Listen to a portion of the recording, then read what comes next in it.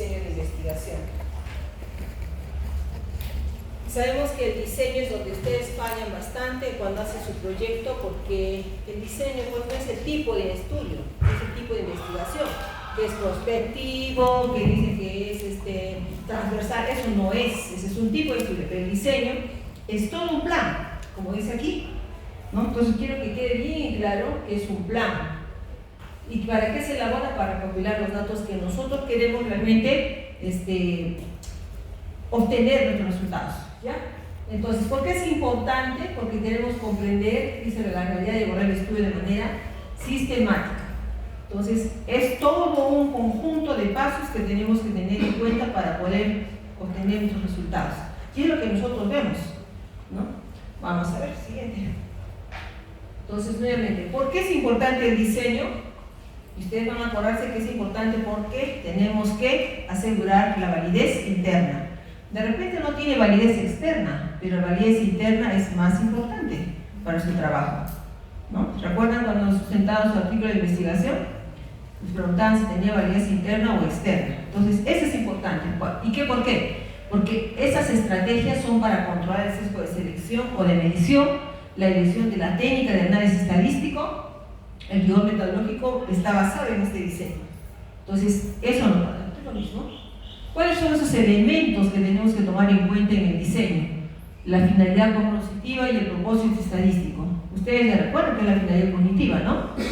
¿Qué es desde el punto de vista? ¿Alguien sabe? ¿Se olvidaron? Son dos nada más. ¿Cuál es la finalidad cognitiva?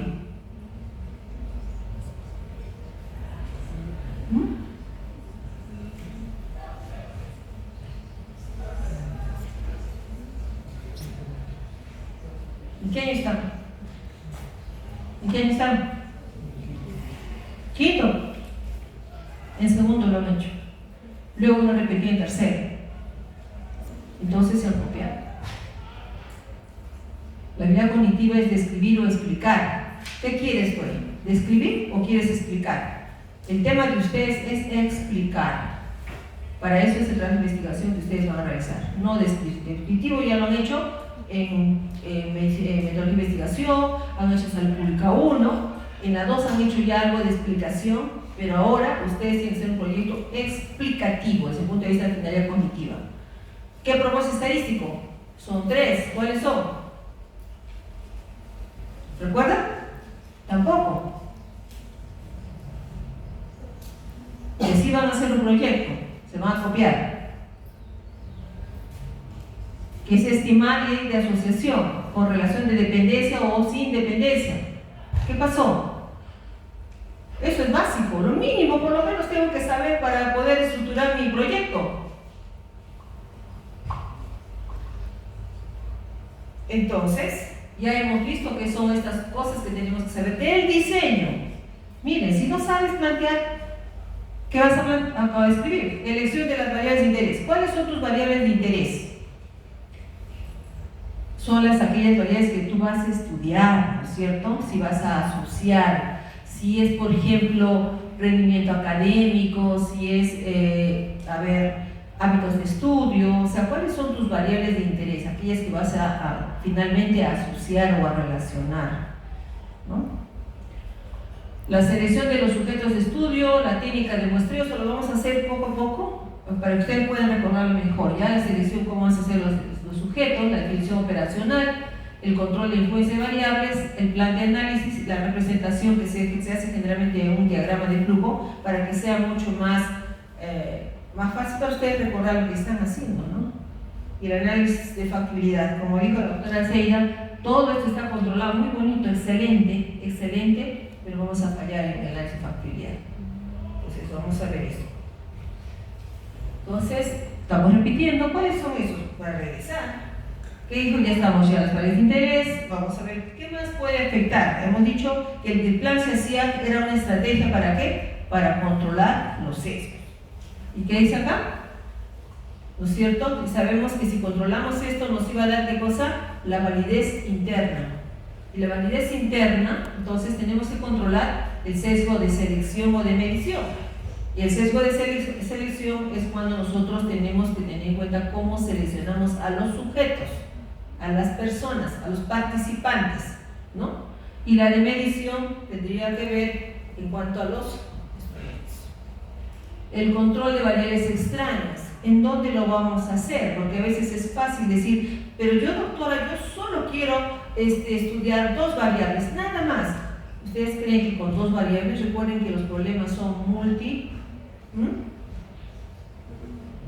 multicausales, ¿no es cierto? Entonces no puedes decirme que solo hay 2 factores. Tienes que buscar otras variables que de repente se constituyen en variables extrañas. Y sabemos que dentro de las variables extrañas tenemos las de variables de confusión y las variables, ¿qué otra variable? ¿Me acuerdan?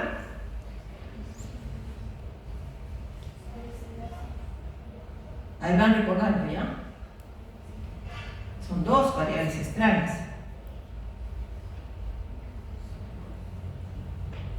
Ya, vamos recordando, que todo les voy a decir a ustedes, ¿ya?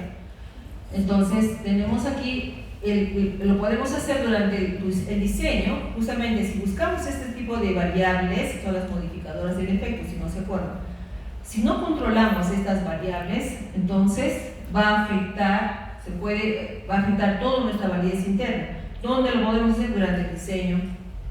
¿Con qué? Con los criterios de exclusión.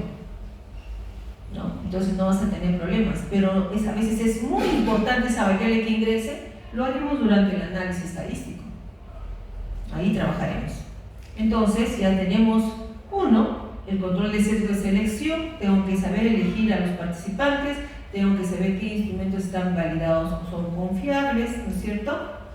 Y tengo que también controlar las variables extrañas durante el diseño a través de los criterios de exclusión. Tenemos, durante el análisis tengo que decidir yo como investigador, y el análisis estadístico, que también es importante, qué pruebas estadísticas voy a aplicar. Eso también es importante porque tienen que ser basadas, si estas son variables de tipo cuantitativas o variables cualitativas, ¿no? Son diferentes pruebas estadísticas. Y el análisis de factibilidad. Entonces a veces ustedes se ponen muy bueno en todo esto, pero como vuelvo a repetir, fallamos en el análisis de factibilidad, ¿no? Porque eso te lo voy a desarrollar después, pero simplemente decirles que a veces factibilidad económica, factibilidad tecnológica, porque no contamos con los equipos necesarios, y digo económica porque de repente son muestras de sangre que ustedes tienen que tomar. Por ejemplo, anemia en gestantes, no factores de anemia, pero para determinar la anemia no solamente basta la hemoglobina, sino también la medición de la ferritina para que tú me puedas decir que es una anemia. Y la ferritina, ¿quién lo paga? Porque el MINSA te ayuda pues con la hemoglobina. Lo podemos pedir a través del CIS, pero no hay ferritina. Pero para hacer un buen estudio necesitamos de repente la ferritina y eso cuesta. Entonces ya no tendríamos factibilidad económica. Tendríamos que ver cómo hacer, de repente con apoyo de un se investiga, o de repente donaciones, no sé. O formo alianza con otras personas, ¿no? Si es que es un estudio para publicar. Pero nosotros que estamos para podernos graduar, no creo que podría ser, ¿no? De vuestro bolsillo tendría que salir. Entonces, a veces tenemos que ver la factibilidad. La otra es a veces no manejamos el diseño. Si ustedes dicen qué bonito, hago un diseño cualitativo, si es que ustedes están expertos, si tienen alguien que les asesore desde el punto de vista cualitativo y les agrada, bueno, pero si no tiene mucha experiencia, vamos a cometer muchos errores, ¿no es cierto? Entonces tenemos que decidir qué tipo también. O sea, a ver, yo tengo la experiencia para poder hacerlo, es factible, ¿no? Listo, vamos a ver. Entonces decías que podíamos representar de una forma gráfica lo que queremos plantear, ¿no? ¿Qué queremos hacer? Por ejemplo, aquí tenemos la población de estudio, madres diabéticas, tenemos la variable de estudio, que es peso recién nacido. Como solo es una variable, nada más, que uso una estadística descriptiva. Y sabemos que el peso es una variable cuantitativa. Y si es una variable cuantitativa, aplico medidas de resumen, que son la media, desviación estándar, la moda, todo lo que ustedes tuvieron en su examen, o la mediana. Y luego tenemos resultados, y basados en esos resultados generamos las conclusiones. Esta es una manera gráfica de poder plantear lo que queremos hacer, nos ayuda mucho. Seguimos, ahí están criterios de selección, ya hemos hablado un poquito, el sesgo de selección, ¿no? Que tiene que ver, por ejemplo, con la elección de los participantes. y lo podemos hacer a través de los criterios de exclusión, pero ¿cómo tenemos que hacer? Tenemos que definir lo que es caso, ver la población de estudio, el marco muestral y qué técnica también voy a usar para la muestra, ¿no? Si es una muestra representativa o no es representativa, ¿no? También cómo se presenta, cómo está distribuida esta población, ¿ve? Si es probabilístico o no probabilístico, aleatorio simple, certificado, que también lo vamos a revisar solamente para que recuerden. Algo importante que hay que considerar en los criterios de selección, jóvenes, es que está bien, ya, yo voy a elegir una población exactamente con tamaño de muestra, pero ¿qué va a suceder? Me ha dicho, doctora, que me sale como 200, son 200 pacientes, pero vean, la agrupación de elementos es importante, si esto está homogéneo por estratos o conglomerados, ¿de dónde lo voy a sacar? ¿En hospital, ¿qué voy a hacer? ¿Es conglomerado, certificados o es homogéneo? ¿Cierto? Tengo que ver esto. También tengo que ver la forma de presentación de esa variable. Dice, yo voy a estudiar enfermedades diarreicas agudas en los niños y los hábitos de alimentación y el estado nutricional asociado a enfermedad diarreica. Pero si yo lo hago, por ejemplo, en verano, ¿qué va a pasar? ¿Cuál va a ser la frecuencia? ¿Alta o baja? ¿Elevada o baja? En verano. La presencia de enfermedad diarreica. Chicos, es criterio, no es simplemente de estudio, criterio. Hasta su mamá me puede dar respuestas. Elevada. Es elevada, ¿no? Porque hay más calor, a veces no hay buena higiene, los alimentos se malogran más rápido, ¿no es cierto? Mala conservación de alimentos. Va a estar elevado, por lo tanto, si yo hago un estudio así, digo, son los 200, los voy a captar en enero, están ustedes emoliendo, van a tener elevada, y su estudio va a decir, sí, hay una alta frecuencia de diarrea en Arequipa. ¿Eso es verdad? No. Porque lo han tomado en un periodo que realmente pues eleva. Hace lo mismo que si ustedes dicen, voy a hacer un estudio de faringoamigdalitis en invierno, y lo hago en mayo, junio y julio. Son los meses punta que tenemos acá en la ciudad de enfermedades respiratorias. Entonces, no, tengo que ver cómo voy a determinar, si yo quiero determinar cuál es la frecuencia de diarrea, tengo que considerar durante el año cómo se va distribuyendo para sacar como pequeñas muestras, ¿no es cierto? No así. Si es que es homogéneo, que lo único homogéneo que tenemos es la sangre, porque si yo le saco la sangre y hago un hemograma del dedo, se saco la sangre de su dedito, es exactamente que lo saque de la vena, que lo saque del pie, de donde sea, porque la sangre se distribuye en forma homogénea en todo el torrente sanguíneo. Pero eso no existe en nuestra realidad. Entonces, ahora, dependiendo de esta variabilidad, entonces eso puede traernos cerebros grandes o pequeños. Entonces, el tamaño de población va a depender también de estos factores para que esta sea grande o esté pequeña. También vamos a considerar el tamaño muestral bajo una fórmula que ustedes ya van a recordar también en su examen. Bueno, entonces, ¿por qué hacemos, no? Si queremos que nuestros resultados puedan extrapolarse a otra población, tenemos que hacer con una muestra representativa, ¿ya? Pero si no, ahí está, para que recuerden la población, la muestra, sacamos una muestra de la población, de los individuos, las variables, ¿ya? Muestra representativa, ya hemos dicho que necesitamos una que sea de selección aleatoria y se aplica a un tamaño de muestra. Entonces, ustedes si quieren hacer una muestra representativa para extrapolar la población, no como una tesis que me ha llegado, que yo ni siquiera he jurado, pero, a ver, ¿cómo concluye el joven? Ha tomado una muestra solamente de un club, ¿ya? De un club, de un distrito X.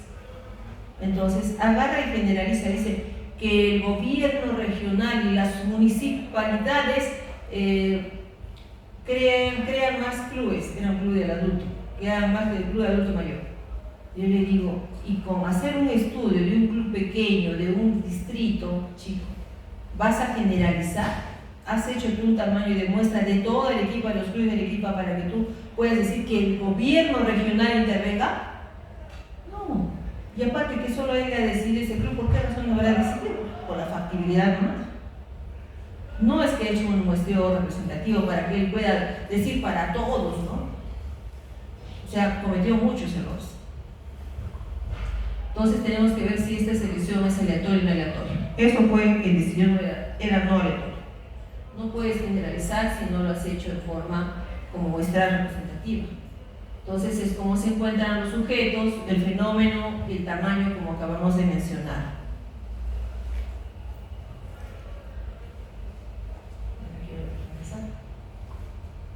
El tamaño de muestra, ustedes recuerdan, ¿no? Ay, espérense.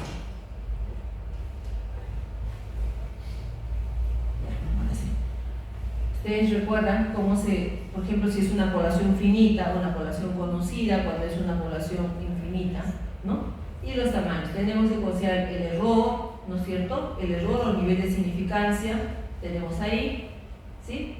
La variabilidad del fenómeno, cuánto, y la exactitud o el error de estimación.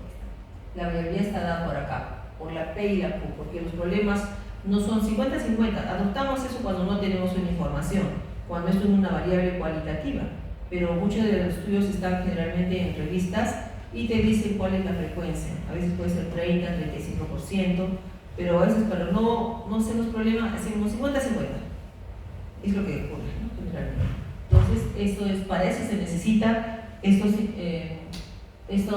elementos básicos para poder hallar el tamaño de muestra. Entonces, si van a hacer un muestreo, tienen que elegir el tamaño de muestra adecuado, por favor, si es una variable cualitativa o cuantitativa, si es una población finita o infinita. ¿Ya? El error dice, es el número de veces que se equivocará en una afirmación. Esto, cuanto menos sea el error, de hecho que va a crecer los sujetos.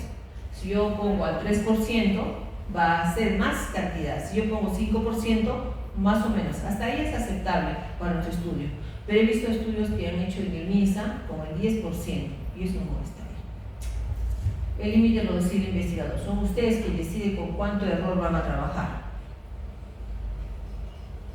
En cuanto a la variabilidad del fenómeno, eso sí ustedes no lo pueden manejar.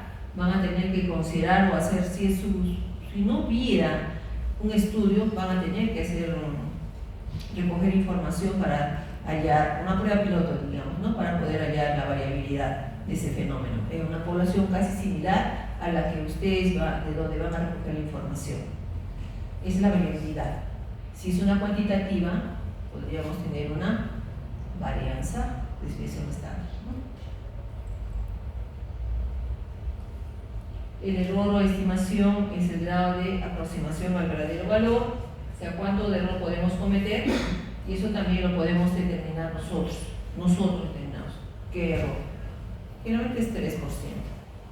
1% es muy poquito y tremenda muestra van a tener que trabajar. ¿Cómo controlamos el sesgo de medición? Ya habíamos hablado, lo que hemos hecho hasta este momento hemos hablado de cómo controlar o evitar el sesgo de selección, o sea, de la población de estudio. Ahora vamos a ver cómo controlamos ese sesgo de medición, que es lo que no queremos que ustedes cometan, porque eso es lo que van a hacer en la parte del método. Entonces, vamos por esto. El control es el método. Hay que ver la calidad de los datos. ¿Y cómo vemos la calidad de los datos? O sea, hay que considerar la validez y la confiabilidad. Tenemos la definición operacional de variables. Vamos a ver un poquito de esto. La calidad que tiene que ver con los instrumentos, vamos a ver qué han recogido y que recogen realmente la información. Vamos a ver luego instrumentos. Bien, entonces seguimos. La definición operacional de variables, que sabemos que hay dos tipos de operacionalización que ustedes también han hecho. Esto sí se acuerdan, ¿no? Variables, el indicador, la categoría, la escala. Solamente ese es un modelo. Acá le he puesto todos, ¿no? Pero si ustedes eligen, por ejemplo, el que más frecuente lo hacen es la variable, indicador, categoría o rango y la escala de medición, ¿no? Pero otros trabajan con lo que es el criterio, el valor final y la consistencia, pero ya no en escala. Pero si ustedes hacen este tipo de modelo, nosotros les pedimos que por favor añadan la escala de medición, porque eso nos guía para elegir la prueba estadística. ¿Ya? Eso nos ayuda mucho. No varía, solo es posición. Miren, se supone indicador, se convierte en criterio, pero en la tabla generalmente esta está primero, en el otro modelo.